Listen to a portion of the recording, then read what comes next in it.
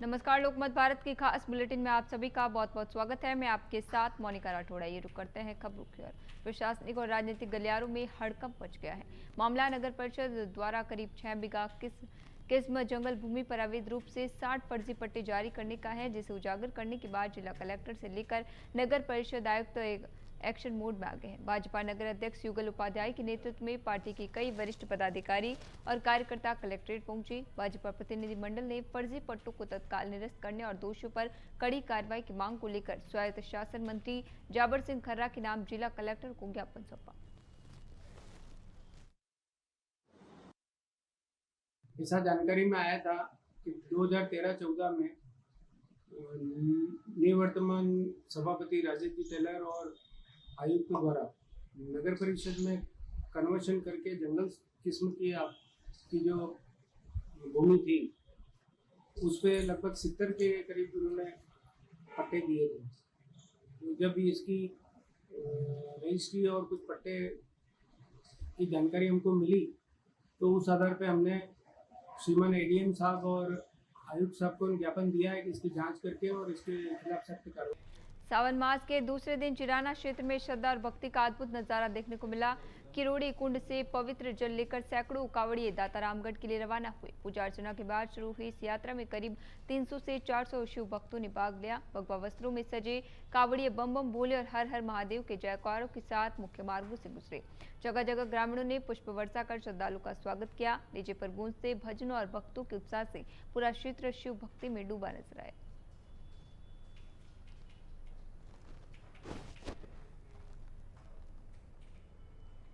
झुंझुनू के बिशनपुरा गांव में कृषि भूमि पर बने लोहे के गेट हटाने की प्रशासनिक कार्रवाई का विरोध करते हुए पीड़ित पक्ष ने जिला कलेक्टर को ज्ञापन सौंपा। परमजीत कुलहरी ने बताया कि खसरा नंबर 385-240 से जुड़े मामलों में राजस्व मंडल अजमेर में अपील लंबित है और यथा स्थिति बनाए रखने के आदेश है। उन्होंने आरोप लगाया कि बिना नोटिस कार्रवाई न्यायालय आदेशों की अवहेलना होगी। ज्ञापन में दावा किया गया है कि सार्वजनिक रास्ता पहले से मौजूद है। पीड़ित पक्ष ने कार्रवाई रोकने और सभी पक्षों की सुनवाई की मांग की है। प्रशासन की प्रतिक्रिया अभी सामने नहीं आई। ये सूत्रों से पता चला है कि प्रशासन द्वारा मेरे खुद की निजी, मेरे दादा के टाइम से फिर मेरे पिताजी के नाम पे और आज वो हमारे नाम कृषि भूमि है, जिसपे खाता विभाजन के बाद हमारे अलग अलग खसरों में रास्तों के लिए हमने जो जगह छोड़ रखी थी उस पे पशुओं के, आवारा पशुओं के आवागमन की भी कृषि भूमि के अंदर आवारा पशु नहीं बढ़े उसके लिए हमने तारबंदी और गेट लगा रखा। महात्मा गांधी जीवन दर्शन संस्थान द्वारा डायलॉग रोड स्थित पार्थिव विद्या मंदिर के रामानंद सभागार में महात्मा गांधी वर्तमान और भविष्य विषय पर विचार गोष्ठी का आयोजन किया गया। कार्यक्रम में मुख्य अतिथि कुशलगढ़ विधायक रमीला खड़िया, संस्थान के राज्य स्तरीय कन्वीनर श्याम सुंदर जोशी, विशिष्ट अतिथि रोहित शर्मा, एडवोकेट कृष्णकांत उपाध्याय, गांधीवादी कन्हैयालाल पारगी तथा कांग्रेस पार्टी के वरिष्ठ उपाध्यक्ष कृष्णपाल सिंह सिसोदिया उपस्थित रहे। कार्यक्रम की अध्यक्षता जिला संयोजक रमेश चंद्र पड़िया ने की। वक्ताओं ने महात्मा गांधी के जीवन, सिद्धांतों और विचारों पर प्रकाश डालते हुए उनके मार्ग पर चलने का आह्वान किया।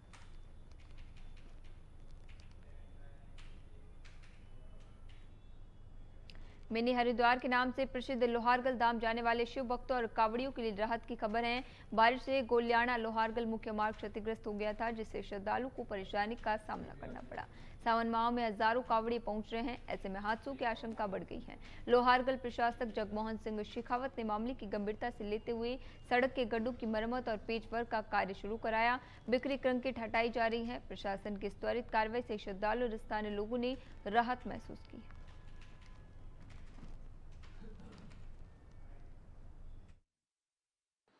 कावड़ियों के पवित्र त्योहार श्रावण मास में लोहारगल में पधारने पर सभी कावड़ियों का हार्दिक अभिनंदन और स्वागत करते हैं। जैसा कि सबको पता है कि गोलेना से लेकर के लोहारगल रोड अत्यंत जर्जर स्थिति में है और काफी सालों से ये रोड नहीं बन पा रही है। हमने गांव की जन भावनाओं को देखते हुए एमएलए साहब को काफी बार अवगत कराया है कि इस रोड को जल्द से जल्द नया बनाया जाए, तो उन्होंने संज्ञान लेते हुए रोड पेच वर्क का तो कार्य प्रारंभ कर दिया है, जिससे आने जाने पूनम विहार, सागर विहार, गोमती नगर एवं कल्याण नगर के निवासियों ने मूलभूत सुविधाओं की मांग को लेकर जिला कलेक्टर को ज्ञापन सौंपा। कॉलोनी वासियों ने सड़क, पेयजल, स्ट्रीट लाइट और पुल सुरक्षा जैसी समस्याओं के शीघ्र समाधान की मांग की। उन्होंने बताया कि शिकायतों के बावजूद अब तक कार्रवाई नहीं हुई है। फतेहपुरिया मार्ग स्थित पुल पर सुरक्षा दीवार नहीं होने से हादसों का खतरा बना हुआ है। सड़क पर गड्ढों, अंधेरे और जल संकट से लोग परेशान हैं। उन्होंने नई सड़क निर्माण, स्ट्रीट लाइट लगाने और नियमित जलापूर्ति की व्यवस्था कराने की मांग की।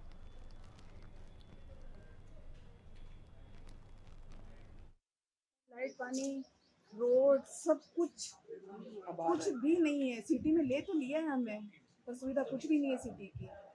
आप पूछो, इतने लोग आए, देखो परेशान हो रहे हैं सारे, और हर साल आ रहे हैं हम। आज की बात नहीं है, पर हमारी कोई भी पुष्कर क्षेत्रवासियों की लंबे समय से चली आ रही मांग अब पूरी होने जा रही है। बूढ़ा पुष्कर बाईपास मार्ग स्थित प्रस्तावित भूमि पर 1 अगस्त शनिवार सुबह 11 बजे पुष्कर उप जिला चिकित्सालय निर्माण कार्य का शिलान्यास होगा। शुक्रवार को नगर परिषद के निवर्तमान सभापति कमल पाठक, अस्पताल प्रभारी डॉक्टर GR पुरी, भाजपा मंडल अध्यक्ष भुवनेश पाठक सहित जनप्रतिनिधियों ने निर्माण एजेंसी के अधिकारियों के साथ स्थल का निरीक्षण कर व्यवस्थाओं का जायजा लिया। समारोह के मुख्य अतिथि कैबिनेट मंत्री एवं पुष्कर विधायक सुरेश सिंह रावत होंगे। करीब 44 करोड़ रुपए की लागत से बनने वाला यह अस्पताल पुष्कर व आसपास के ग्रामीण क्षेत्रों के लोगों को बेहतर स्वास्थ्य सुविधाएं उपलब्ध कराएगा। इससे अजमेर सहित अन्य शहरों पर निर्भरता कम होगी। उप जिला चिकित्सालय की तो हमारे यशस्वी विधायक और कैबिनेट मंत्री सुरेश सिंह रावत के अथक प्रयासों से आज वो सपना पूरा होने वाला है। तो कल इसका भव्य उद्घाटन माननीय कैबिनेट मंत्री जी करेंगे, जिससे कि पुष्कर की आसपास की आबादी को भी इसका लाभ मिलेगा, आसपास की पंचायतों की, इवन नागौर जिले के जो आसपास के गांव हैं वो भी यहाँ समुचित इलाज। जिला जन अभाव अभियोग एवं सतर्कता समिति की बैठक कलेक्ट्रेट सभागार में सामाजिक न्याय एवं अधिकारिता मंत्री अविनाश गहलोत की अध्यक्षता में आयोजित हुई। बैठक में लंबित शिकायतों एवं जन समस्याओं की समीक्षा कर अधिकारी को त्वरित और गुणवत्तापूर्ण निस्तारण के निर्देश दिए गए। समिति के समक्ष प्रस्तुत 17 प्रकरणों पर चर्चा हुई, जिनमें अतिक्रमण हटाने, रास्ते खुलवाने, पट्टा जारी करने, पेयजल पाइपलाइन विस्तार सहित अन्य मामलों की समीक्षा की गई। कई प्रकरणों का मौके पर समाधान किया गया। मंत्री गहलोत ने पारदर्शी एवं संवेदनशील प्रशासन पर जोर दिया। विधायक शंकर सिंह रावत और जिला कलेक्टर कमल राम मीना ने भी विभागीय अधिकारियों को समयबद्ध कार्रवाई के निर्देश दिए। बैठक में विभिन्न विभागों के अधिकारी भी मौजूद रहे।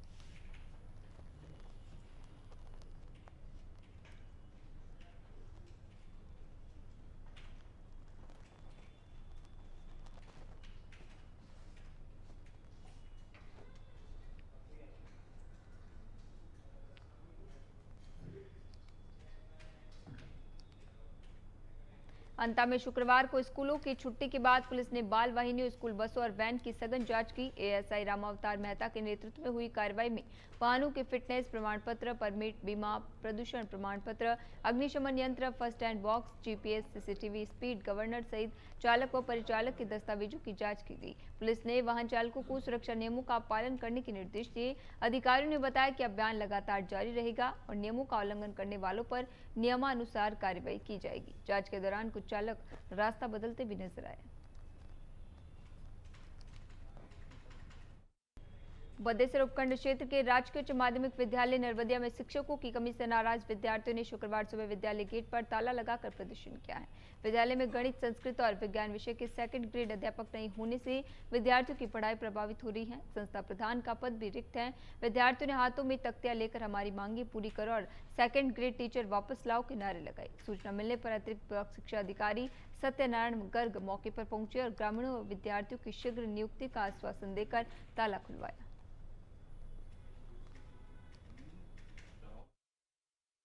सेकेंडरी 12वीं तक हुए है ना, 2 साल हो गए, पर यहाँ पे है ना कोई प्रिंसिपल नहीं, 6 सीटें खाली है, कोई नहीं है यहाँ पे। और जो यहाँ के HM थे उनको भी यहाँ से ट्रांसफर करके हटा दिया गया, और हमारे जो सर मैडम है उनको भी यहाँ से दूसरी जगह ड्यूटी लगाया जाता है, और हमारे यहाँ पे तो कोई पढ़ाने वाला है ही नहीं, उसकी कोई किसी को चिंता नहीं है। आपको इस संदर्भ में क्या? नसीराबाद के नवोदय विद्यालय सभागार में 1 अगस्त को शाम 4:30 बजे music is meditation and therapy विषय पर सांस्कृतिक कार्यक्रम आयोजित होगा। इसका आयोजन Indian medical association, service doctor India, international music lovers society and medico friend संदेश सोसाइटी के संयुक्त तत्वाधान में किया जाएगा। कार्यक्रम में संगीत के माध्यम से तनाव मुक्ति, राष्ट्रीय एकता, स्वास्थ्य जागरूकता, कैंसर, मधुमेह, बाल मोटापा व आत्महत्या रोकथाम जैसे विषयों पर संदेश दिया जाएगा। इस अवसर पर समाज सेवा और चिकित्सा क्षेत्र में योगदान देने वालों का सम्मान होगा। प्रसिद्ध गायक विश्वनाथ मुखर्जी और दीप नविता मजूमदार प्रस्तुति देंगे। नसीराबाद में India international music lovers society, Indian medical association, service doctors wing, medico friend संदेश सोसाइटी, ये सभी पंजीकृत संस्थाएं हैं। और साथ में हमारी सहयोगी संस्था है चांसी मानव सेवा कल्याण संस्थान। और music is therapy, music is meditation, कहने का मतलब कार्यक्रम की तैयारियां बिल्कुल जोर शोर से की जा रही है।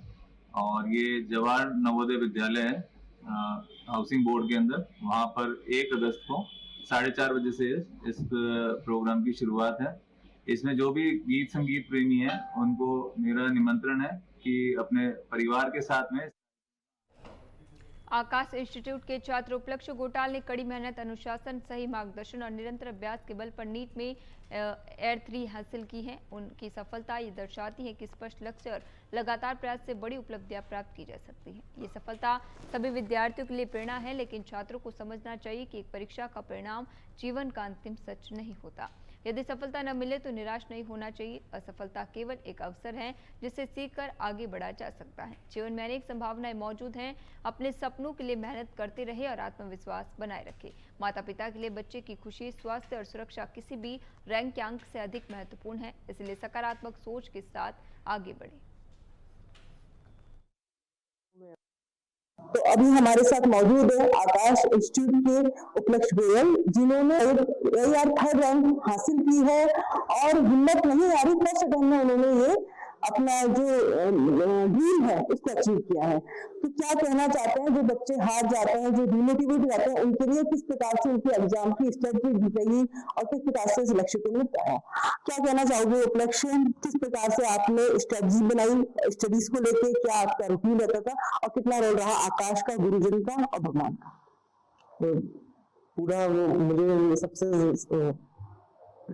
मुझे ऐसा लगता है कि अपने जो भी स्टूडेंट्स ऐसे कुछ गलत करते हैं उन्हें ऐसा कुछ भी नहीं करना चाहिए, क्योंकि वो हमेशा उन्हें सोचना चाहिए कि उनके पेरेंट्स को उनका वो जो बच्चा है वो सबसे ज्यादा प्यारा है। उसका कोई भी वो किसी भी फील्ड में हो, वो कहीं भी हो, वो कहीं भी अपना वो करियर आगे बढ़ाए, कोई फर्क नहीं पड़ता, वो हमेशा उनका बच्चा ही रहता है। और उन बच्चों को ये सोचना चाहिए कि ये सब गलत कदम उठाने से पहले वो अपने। अभी के लिए खबरों में इतना ही। तब तक के लिए बने रहिए लोकमत भारत के साथ, साथ सच का।